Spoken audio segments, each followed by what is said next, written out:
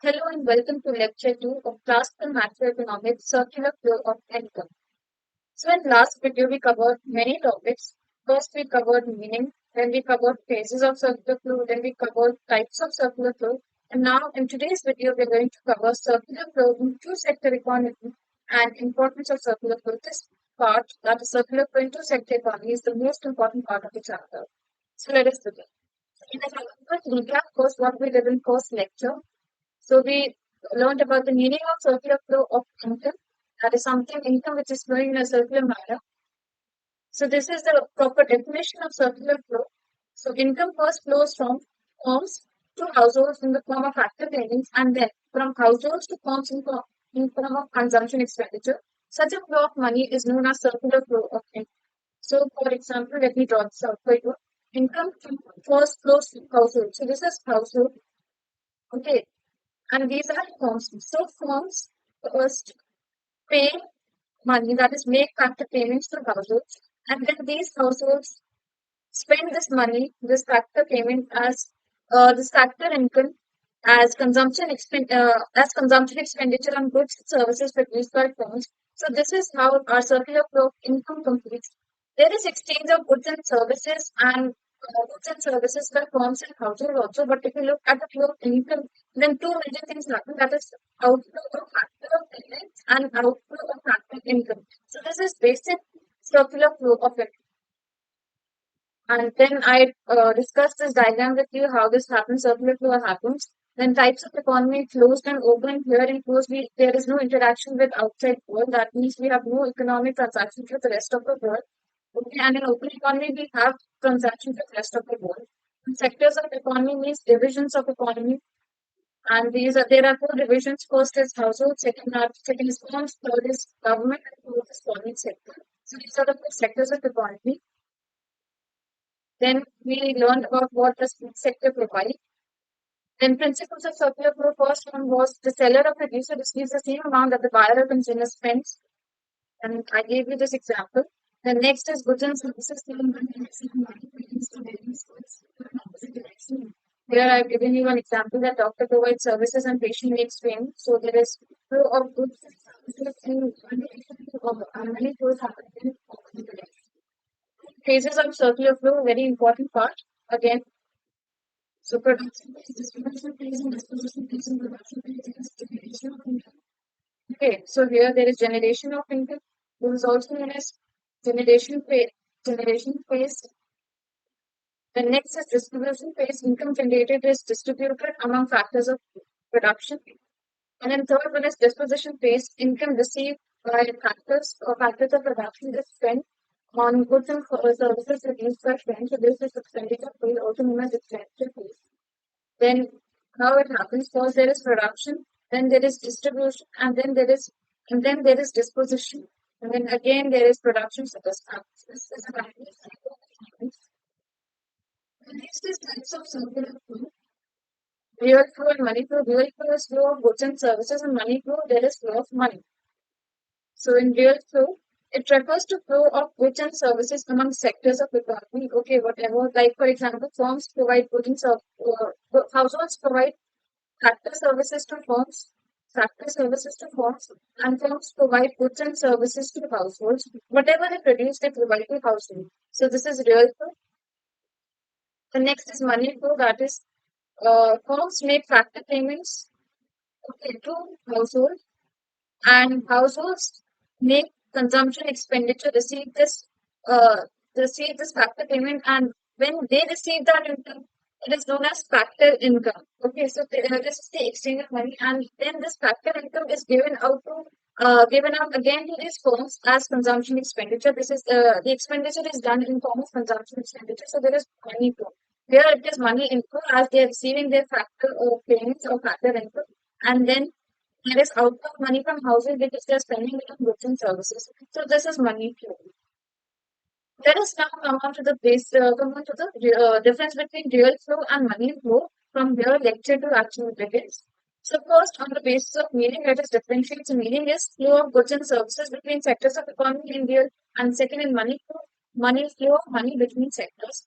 Second is medium of exchange. There is exchange of goods and services without actual money. So there is no monetary exchange happening in real flow. And in money flow, there is exchange through money. There is exchange of goods and services through money. Alternative name is physical flow because there is no money involved, and nominal flow is there is money involved. So, if I give you one offer, you do a job with me, and I will provide you with each and everything that you need. For example, if you need a car, I will give you a car. If you need a house, I will give you a house. If you require anything, say anything, I will give you that. So, is there any relevance of money? Because money is the only monetary, it helps in exchange process. It's not something that is really required. It is only needed for exchange process. That is why we need money. If I give you everything, so there is no need of money. So that is physical flow. And if I say that I will give you money and you buy up anything that you want, so that will be nominal flow. Okay. So when there is involvement of money, it is nominal flow. And when there is no involvement of money, there is physical flow. Okay. I hope the difference is clear. Now, next are types of variables. So all the macroeconomic variable or the terms that we will be using, they are divided into four types. That is stock and flow. For example, if I term national income, this is the term that will be used in the coming chapters. So when I say national income, this is a macroeconomic term. So in which category we will be categorizing it, we will know whether stock or flow we will be knowing in this video, in this lecture. So stock variable, stock. So नाम से आपको क्या समझ में आता है? Something is being stocked or something is being like just kept and we are not taking it out or we are not using it. Okay, it is stacked. Okay, जैसे आप अपने कबर्ड में अपनी बुक्स तो रख देते हो साल भर अगर, तो दैट इज स्टॉक. पढ़ना ही नहीं, सिर्फ एग्जाम टाइम पढ़ना है, तो जब तक एग्जाम तक नहीं पढ़ते हो, यह स्टॉक मतलब अंदर भर के रख दिए बस. सो दैट इज स्टॉक मतलब रुका हुआ, something which is there for a very long time and we're not touching it. Okay, only at a point of time we're taking it out and using it. Okay, and looking at it. So variable measured at a particular point of time. Now this is the keyword that is used. Variable measured at a particular point of time. That means at that very point of time, how much is the amount or how much is that thing. Okay, for example, our national wealth and money supply. For example, they at when I if I tell you, just go and check what is the amount of money that you're having in your piggy bank right now or in your wallet right now. That will be stock trading because we are having it at a particular point of time. It is not over a period of time. It is at this very point. If I tell you that, look, just have a look how much amount of money you're having at 9:15 a.m. in the morning. So that will be a stock variable because it is at a particular point of time and not asking you over a period ki 1 week mein how much you're having money or 1 year mein how much money you have collected. No, at that very particular point of time.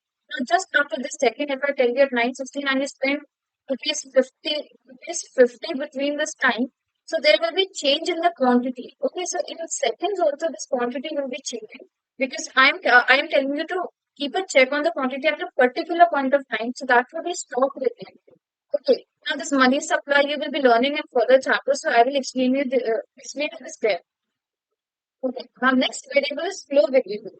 Variable which is measured over a period of time. That means if I ask you from 1st January to 30th January how much amount you collected in your wallet or how much money did you get, so that will be over a period of time. That is happening over a period of time. I'm not asking you at a very particular point of time. Okay, so that is the difference between flow variable and stock variable. For example, national income during year 2020, if I ask that at this particular time, how many children were born, so that will be stock variable. And if I ask you that during the year 2022, how many children or how many babies were born, so that will be flow variable because it is happening continuously throughout the year, and I'm asking you continuously throughout the year how many babies were born. So that will be flow variable. Here, for example, this is a kind of a vessel in which water is there. So if I do not switch on this tap, okay, if I do not switch on this tap, then this water is stacked. For example, in your campus, you can imagine your camper. So in camper, if we do not turn that wheel, okay, that tap, so the water is stored inside it. Stock means this water is stored inside it and we're not touching it. So we will be knowing about the level. And if we switch on the tap, then there will be flow of water. So as the water will be flowing, the quantity, level of water will be dropping. Okay. For example, it is 18 liter here, and if I switch on the tap, then it will be 17 liter, then 16, then 15. So this, so on and so forth, it will be decreasing. So that is flowing. That means continuously it is reducing, and continuously we are able to see that okay, this variable is dropping. And if we switch off the tap and the water level reaches 15 liters, so then we know at this particular point of time it is 15 liter. But as soon as we switch on the tap, it will be like it will be again dropping down, dropping down, dropping down. So it is happening continuously. So you cannot tell, अच्छा अभी 15 था, अभी 16 हो गया. So you cannot tell like that. So that is why these are the two variables. I hope we are able to understand what I want to convey. Now, next, let us move on to the most important part. It will surely come in your exams for 6 marks. Okay, this is the most important part, and please pay attention to this part because this is the very, very important part of the lesson. Okay. Circular flow in two-sector economy. Here, there is assumption that we are having only two-sector economy. We are mostly focusing on these two sectors. It is a closed economy, and we are focusing mainly on two sectors, household and firms. So here, there are assumptions. So first assumption is there are two sectors in economy, household and firms. Broadly, we have four sectors: household, firms, government, and foreign sector. But here we are not considering government sector, we are not considering foreign sector, we are only considering and when we are not considering foreign sector, that means we are having a closed economy because if we do not transact with the foreign sector, then we are living in a closed economy. So here there is assumption to make our analysis simple. Then second is household supplies factor services to firms only. That means households supply their services to firms and firms hire factor services from household only, which is very obvious because we are taking into consideration the household sector and firm sector. So these are the two sectors. Imagine that there are only two people in the world. So it is like same kind of situation. Two sectors are household and firms. There is no other sector. So from which sector they can take help from. Then the third point is firms produce goods and services and sell their entire output to household. Okay. So they do not keep something as inventory or they do not keep aside a certain amount of stock. Achha, we have produced 100 units, let us give out 90 units and let us keep aside 10 units for further use or future use. No, they do not do that. Firms they produce goods and services and sell entire output. That means 100 units if they are produced, so they will give out 100 units. They will sell out 100 units. They will not keep any buffer stock of them. And household receive factor income for their services and spend the entire amount. Okay. So here entire output and here entire amount. This is the very, very important assumption. These two assumptions are very, very important. So they spend their entire amount on consumption of goods and services. For example, they got rupees 1,000 as their wages, so they will spend entire 1,000. They will not save a single penny out of rupees 1,000 for future. They will spend the entire amount. This saving will happen in in two-sector economy with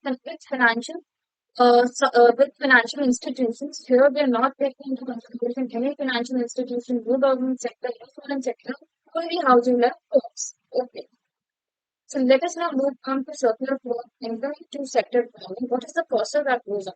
So first step that takes place is household provide factor services to firms. So here I have a clear picture of circular flow of income, how you will draw your diagram in examinations. So you will write down the answer. Let me tell you. In this manner only, first you will write the assumptions, then you will write the process, and third one is very important. You need to draw the diagram because diagram will give a clear answer. It will be a good present. It will provide you with good presentation and will help you on good marks. So first is households provide factor services to firms. Okay, so here are households. This is the household sector, and they are providing their factor services, that is land, labor, capital, and enterprise to firms. Okay. The next step is firms make factor payments to household for their factor services. There is production of goods, and for providing for 1 month, they are giving out their factor services. They are working in factory, and so firms are giving out their factor payments for households. Okay, namely land clearing. Then for labor, it is wages, for capital interest, and for enterprise profit. So firms give out factor payments. The third is households spend their entire income on purchasing goods and services produced by firms.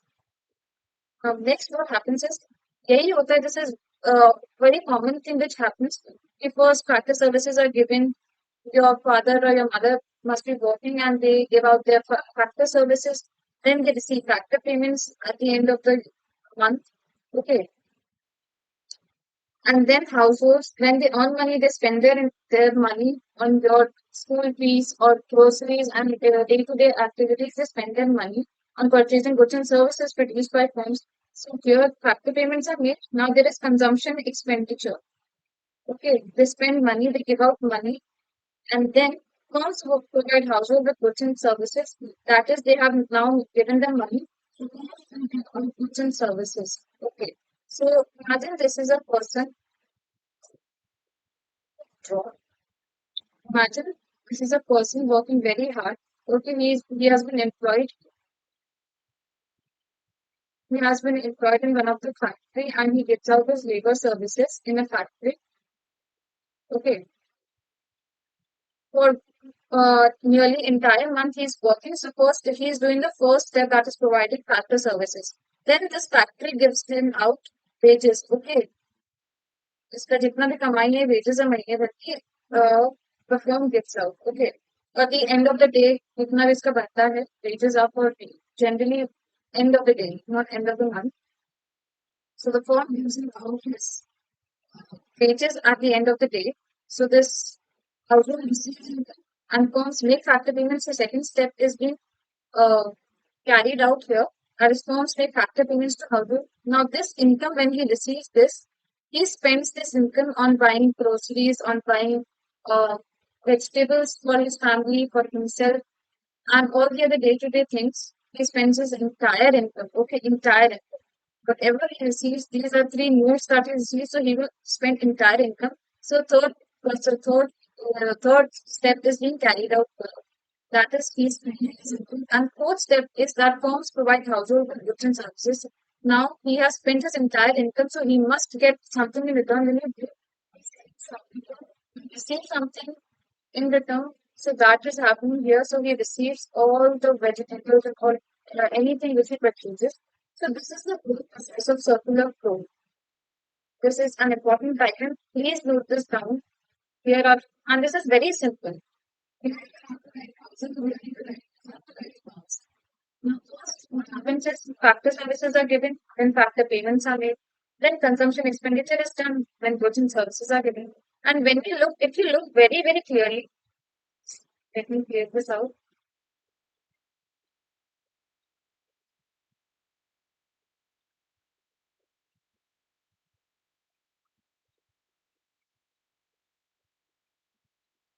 Here, factors in outer loop, if you look, this is the circle, this is the outer loop, if you look, this is the outer loop, and this is also an outer loop. So here, factor services are given, and here goods and services are given. So there is exchange of goods and services happening. Okay, so what kind of flow is that where exchange of goods and services happen? Yes, real flow. So outer loop represents real flow. So here real flow is happening in outer loop. And if you look at the inside, at the inner loop, that is this loop, then consumption expenditure is happening. That means there is a spending of money and factor payments are made. So again, spending of money is happening. So what kind of exchange is this? Yes, money flow. So there is money flow. This is money flow. Okay. So outer loop is always real flow and inner loop is always money flow.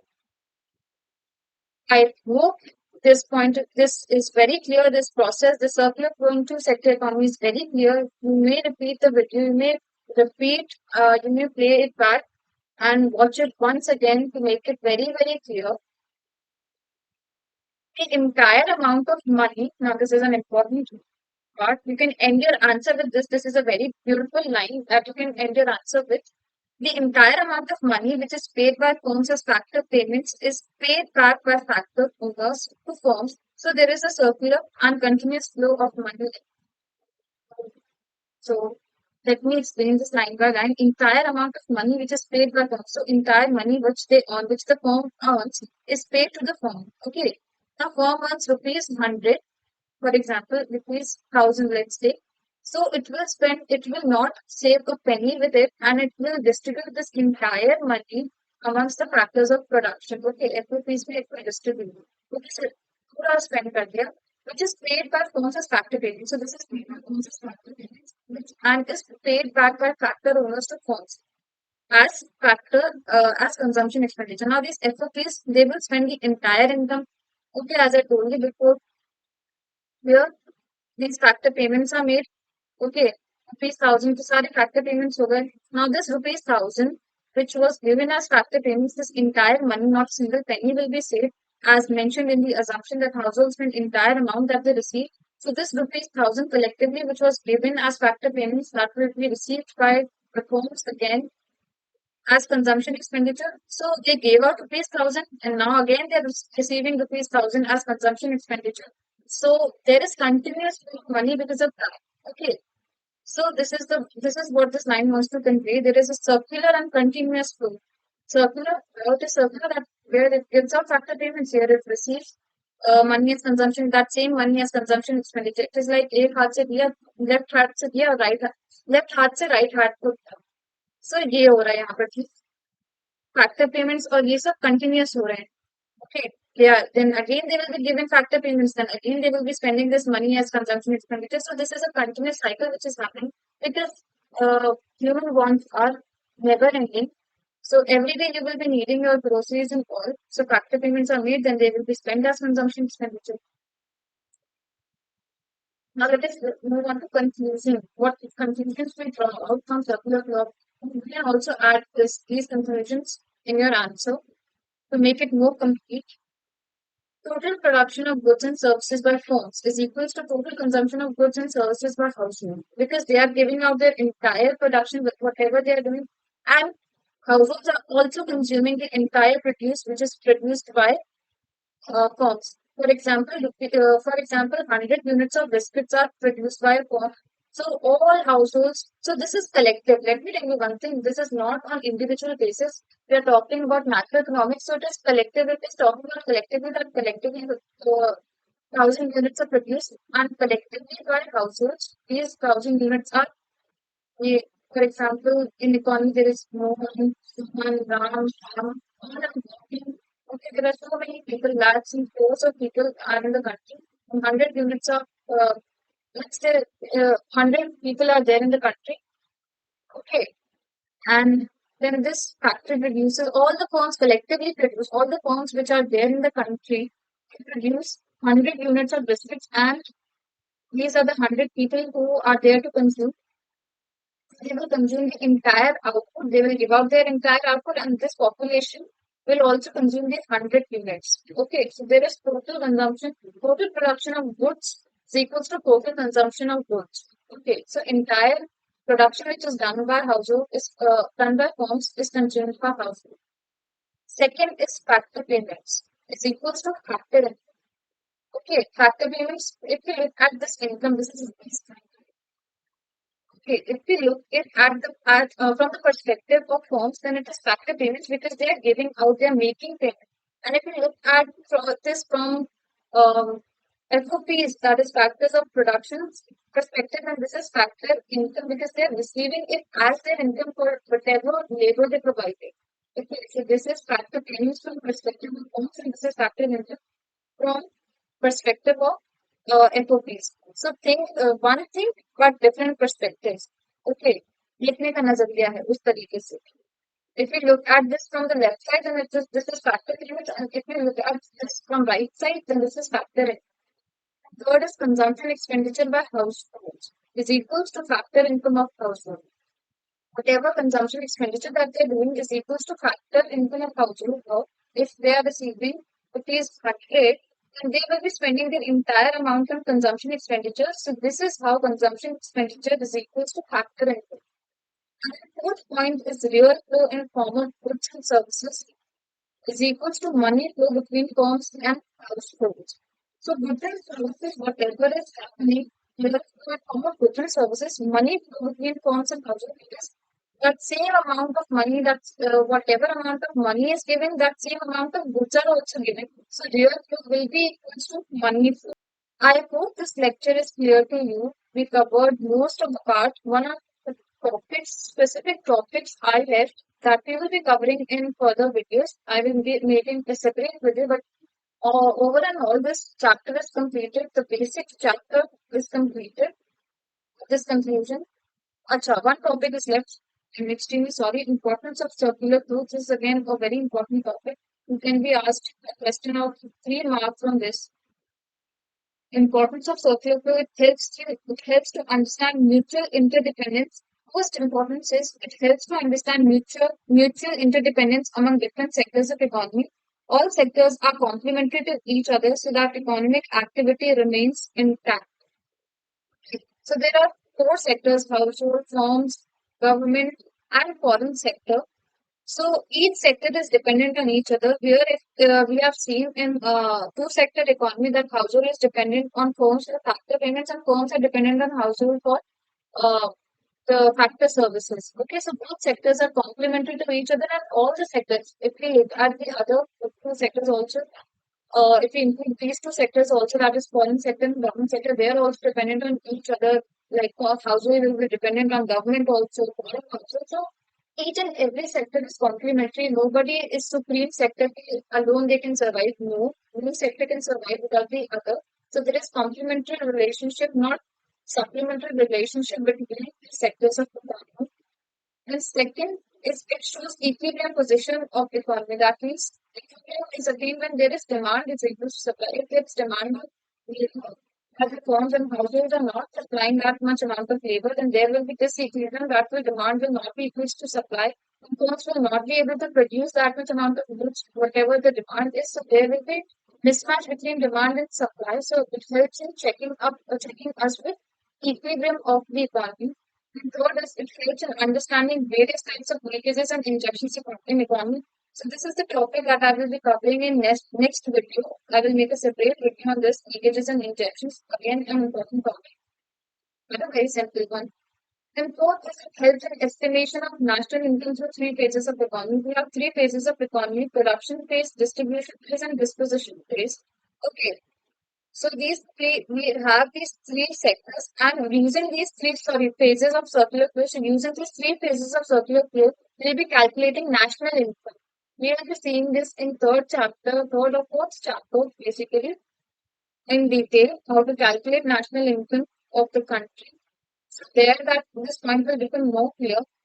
So, uh, so with this, we wrap up with this video and wrap up with this chapter. Not completely, but yeah, most of the part is covered. If you like this video, please like it and thank you for watching.